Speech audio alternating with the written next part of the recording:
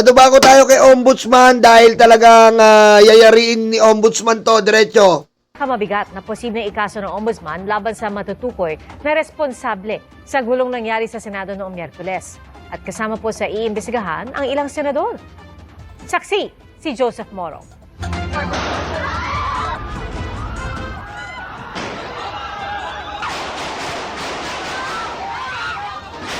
Sa gitna ng investigasyon ng Ombudsman sa gulo sa Senado at pag-alis doon ni Senador Bato de la Rosa nitong Miyerkules, hinamon ni Ombudsman Jesus Crispin Remulla ang senador na harapin ang mga paratang laban sa kanya. Anong klaseng tao yan? Oh, Di ba?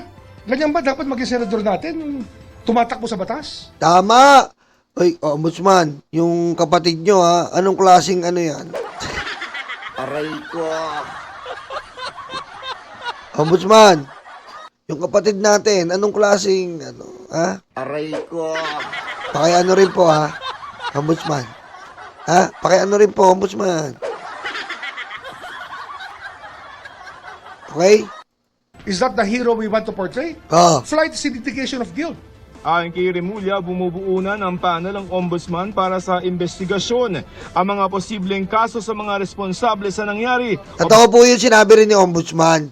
Kapag tumakas si Bato na maayos po nakipag-usap, kinausap siya na nandun lang muna siya, at tumakas siya, sign of guilt po yun. Ibig sabihin, talagang tumatakas na po siya dahil alam niya sa sarili niya na siya ay kriminal, animal, walang dangal. Yun po yun. Kaya sign of guilt talaga yun, tama. Obstruction of justice, failure to maintain safety sa Senado, aiding and abetting a fugitive at gross neglect of duty. Obstruction of justice ang pinakamabigat dyan. I think, sa ngayon. Including senators. Well, whoever is found to be in on it. Lahat ng mga senador nung araw na yon kasama sa iimbestigahan, kabilang ang PNP, DILG at NBI. Pati ang mga miyembro ng media hihinga ng affidavit. Ipapasapi na rin ang mga video na kuha ng media sa Senado, gayon din ng CCTV footages. Maging ang iba pang senador, iimbestigahan. Kasama ang senators, we will have the day with them na kausapin sila para malaman natin out of due respect also to the positions. So if you can name the senators that medyo nasa list natin. Everybody who was present. The majority. Everybody who was present. And those who came before and after. Para malaman natin lahat. Sa susunod na linggo, Bobby Padilla, maganda-handa ka na, tanga ka pa naman. Maganda-handa ka na, Robin Padilla. Tanga ka pa naman. Aray ko. Proud na proud ka sa katarantaduhan mo. Kita mo? Pinatakas mo si Bato? Proud na proud ka pa? Pusang inang mga senador natin, Panginoon, ba't naman po ganito? Aray ko. Sabpina o ipapatawag ng Ombudsman ang lahat ng mga sangkot sa nangyari sa Senado, kabilang ang mga senador. Kasama na dyan sina Senador Robin Padilla at Senador Jinggoy Estrada. Si Padilla iimbestigahan kaugnay sa mga napaulat na siya ang kasama ni De La Rosa pag-alis sa Senado nitong Miyerkules. Si Estrada naman Hawak-hawak niya pa yung bag ni De La Rosa. Hawak-hawak pa. iimbestigahan kaugnay sa nag-viral na video na ito. Nakuha ng CCTV. May nakuha. Baka may makuha po tayo ng mga recommendation. Itago niyo yung CCTV. Kasama niya sa Kita mo, itago yung CCTV, napakalinaw naman eh. Itago yung CCTV, di ba? investigasyon. Kasama niya sa investigasyon. Kasama siyempre si Senator Robin Padilla at hihingi natin ang bersyon ng pangyayari sa lahat. Pati kay Senator Jinggoy Estrada kasi nga merong insinuations na sinabi niya na itago yung CCTV. Kung ano ang tono nun, malalaman natin. Sana naman ay walang nawawala na footage. Sapagkat may mga allegations, tsaka merong mga nagsasabi, baka tinago na yung mga CCTV footage. Sana naman walang cover-up dito. Paliwanag ni Estrada, binaluktot at binigyan ng kulay ang kanyang sinabi. Ano ibig sabihin ng i-preserve yung... Nako, magpaliwanag ka na lang sa Committee on Ethics, Jinggoy. Tama ka na yung Jinggoy. Magpaliwanag ka na lang sa Committee on Ethics. Aray ko. Pare-parehas kayo, 13 Judas. Aray ko. Sa Committee on Ethics na lang tayo magpaliwanag. Doon kayo magpaliwanag para maputukan ka doon. Committee on Ethics. Aray ko. CCTV for future reference. Okay? Why should I keep it in public? Kaya nga, itago para i-preserve for future reference. Kasi ebidensya yun eh. Kung pwede nga lang ilabas ka agad yung CCTV, dapat ilabas na. Agad kong sinabi kay as soon as nakaakyat na po si Sergeant at Arms Mao, sabi ko secure the CCTV room. So nung sinabi po ni Jinggoy na itago, ang ibig niya sabihin make sure walang makakuha. Sinisikap naming makuha ang panig ni Padilla. 6 na buwang preventive suspension naman ang ipinataw ng Ombudsman kay Acting Senate Sergeant at Arms Mau Aplaska. Kinanginan yan, biro mo, oh. Kinanginan to ni Cayetano, kupal. Di ba sinabi ko nga sa inyo, ang daming kaso na itong Aplaska na to? Di ba? Nung panahon pa ni Tito Soto, ginawa na lang tong ordinaryong empleyado. Tapos si Cayetano gumawa ng eksena para tanggalin yung Sergeant of Arms ng matino. Pinalit to. Mista ni Bato para pala, ayan, nakatakas. Tapos yung enkwentro daw po, hindi kita sa CCTV. Mananagot kayo dyan, boy. Aray ko. Mananagot kayo kasi ang NMBI po, kumpleto ang body cam, detalyado. Kasama po ang mainstream media. Nandun po, kitang-kita po yung video na pinagbabaril po ang NBI. At hindi lang po basta pinagbabaril, ini-sniper pa po. Ini-sniper pa nila. Aray ko. Pero ngayon pa lamang sinabi na ni Remulla na hindi palalampasin ang ginawa ni Aplaska na unang nagpaputok. Sino siya? Anong karapatan niyang gawin yun? Oh, Diba? Mas mataas ka sa law enforcement. Sino ka? oh. Not even the president will do that. Kita nyo? Yung sinasabi ko po sa inyo eh. Sino ka para paputukan mo ang NBI? Yun po yung pinupunto ko sa inyo eh. Hindi mo kailanman o saa ka lang. Puputukan mo NBI. Eh ang NBI kahit kayang arestuin kahit senador. Ang NBI kahit sino kaya kang arestuin. Tapos puputukan mo lang o saa? Tarantado kayo eh. Aray ko. Diba? Hindi, miski presidente, tama rin dito si Remulla. Hindi mag-uutos sa presidente, paputukan mo ang NBI. Otoridad yan eh. Gago lang. Aray ko. Diba? Why were the lights turned off? Kasi nga po, in-interview si Cayetano. Sabi ni Boy Abunda, lights on or lights off? Lights off. Aray ko.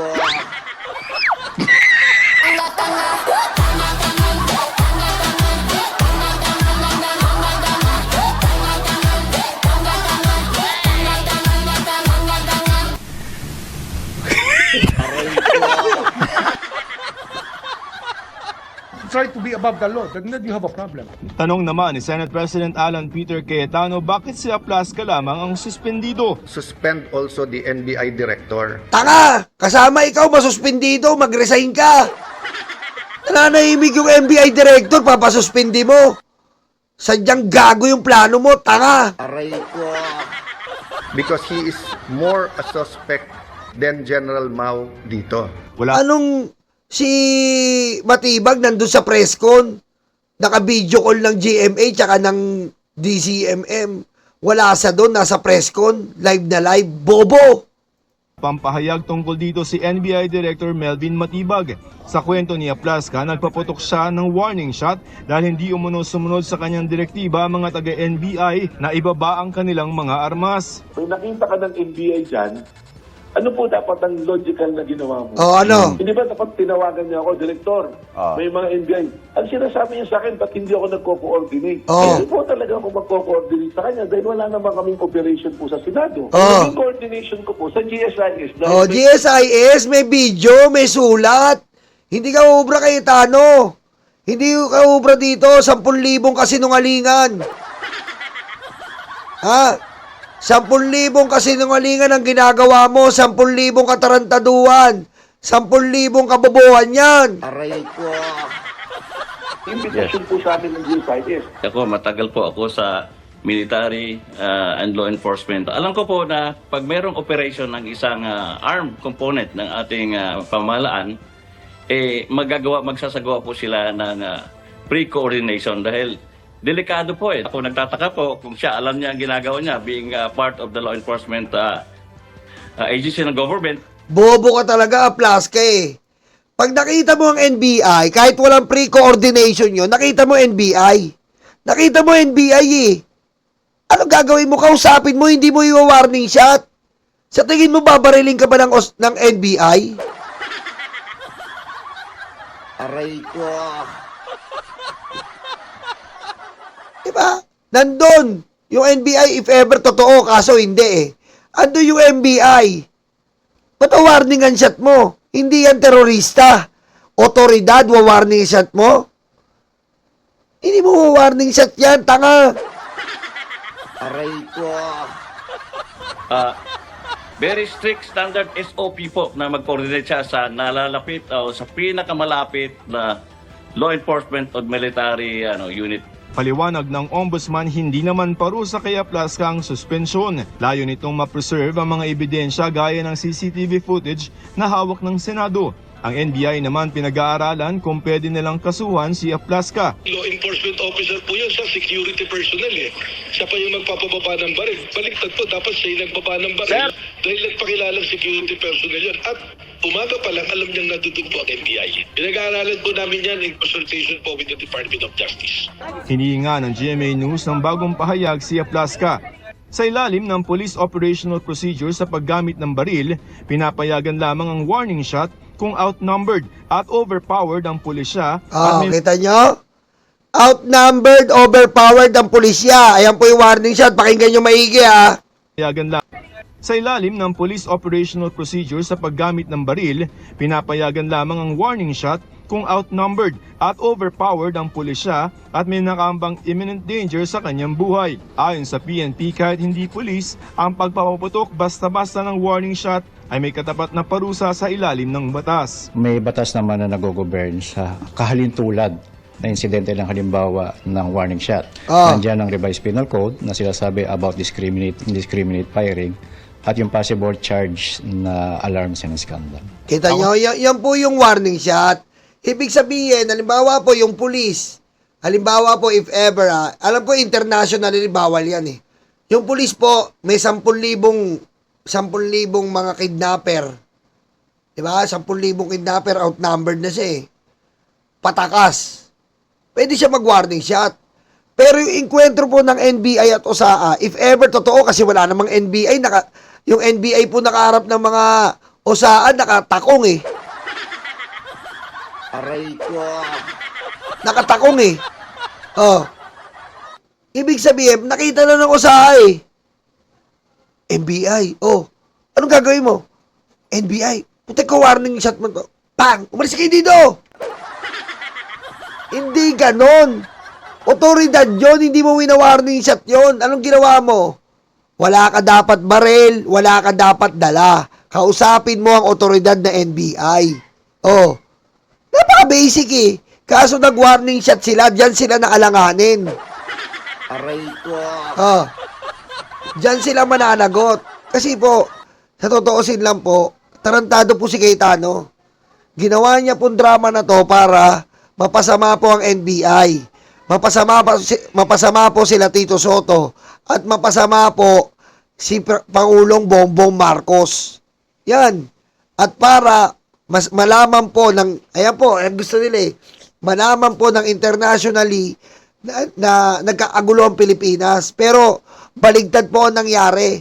Lahat po ng sisi napunta kay Cayetano dahil kabubuhan niya. Aray ko. Aray ko. Diba? Hindi po pinapaputokan ng NBI. Patay po sila niyan. Yari po sila dito. At yung CCTV, ilang araw na po, Biyernes nangyari yan. Ilang araw na po, Huwebes o Biyernes. Ay, hindi. Huwebes. Miyerkules. Miyerkules po nangyari yan. Wala pa rin po tayong CCTV. Aray ko. Oh. Hindi nyo, alam nyo, Cayetano, hindi nyo mo masisisi ang NBI dito. Hindi mo babaliktad ang sitwasyon. Buong Pilipino ngayon naduduwal sa noo mo. Buong Pilipino ngayon nagagalit na sa'yo. May nagpapatanong nga pala, Cayetano. Baka naaalala mo to, may nagpapatanong ha, may nagpapatanong, baka naaalala mo lang to ha, may nagpapatanong, at baka naaalala mo lang to, ha?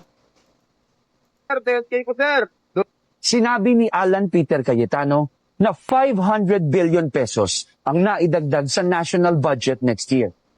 200 billion lang po ang gagamitin natin. Mabibigyan na ng 10,000 piso ang bawat pamilyang Pilipino. Putang ina, nasa na! Tatlo lang! Aray ko. Aray ko. Asan? Kung gugustuhin talaga ng gobyerno, kaya po ito. Ngayon, pinaglalaban niya ang 10K ayuda, sana aprubahan na. Sir, 10K ko, sir! Oh, inahanap ka na, oo, ano? Doon sa 10,000 ayuda program, kung kaya ko lang silang bigyan ng tigsa 10,000, binigay ko na sa kanila. Di ba? Pero sa katotohanan, Wala sumasagot sa kanya, oh.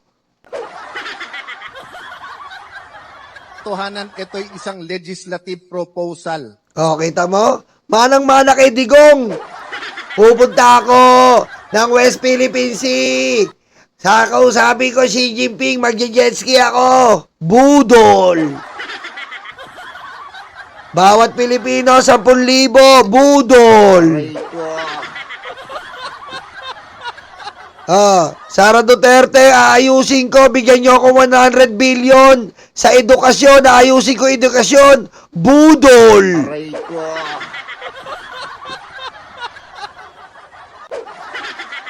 Budol. Aray ko.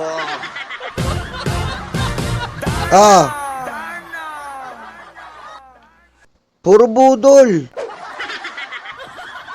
So ang inihingi ko po doon sa mga nagtutuligsa sa programang 10,000 ayuda during the pandemic, tumulong na lang kayo. Nasira pa tayo.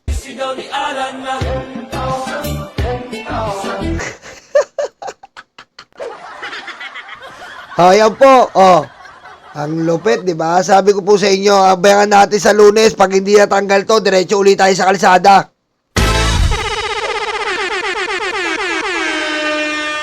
Diretso, si Marcoleta, budol. Nasa na yung kuryente? Budol. Aray ko. Puro budol eh.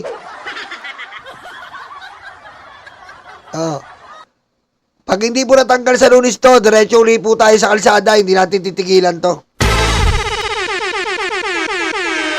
Ayan, babalik po tayo mamaya. Maraming salamat po. Kain lang po tayo. Palike-like na lang po ng ating video. And pasubscribe na rin po. Dito muna tayo maglalike ha. Dito muna po tayo maglalive. Maraming salamat po.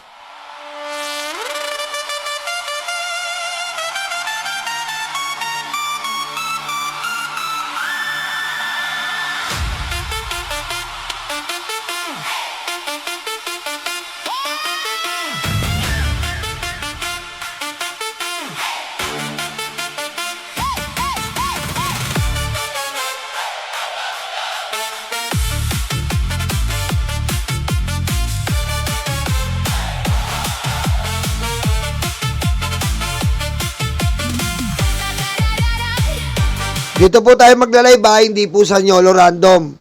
Reported po yun. Wala po tayo doon. Dito muna po tayo. Salamat po.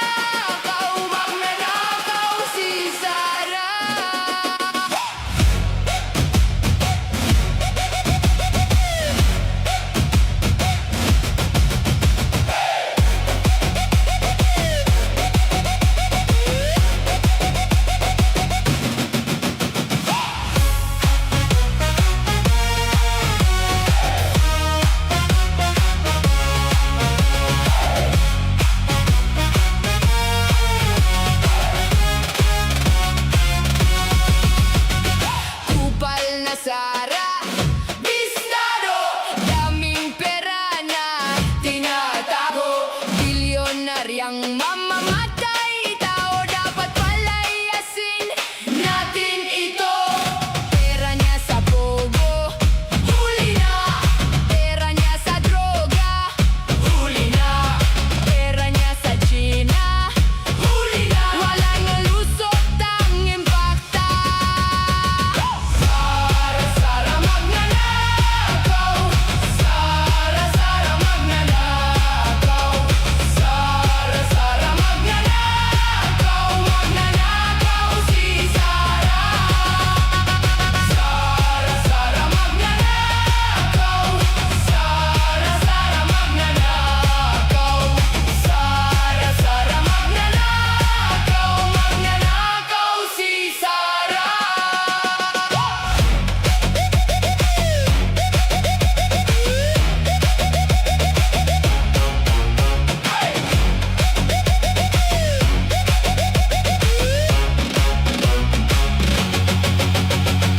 Blood ba't naging blood burat? Ugali niya ang manggulimbat. Mga salbaheng ang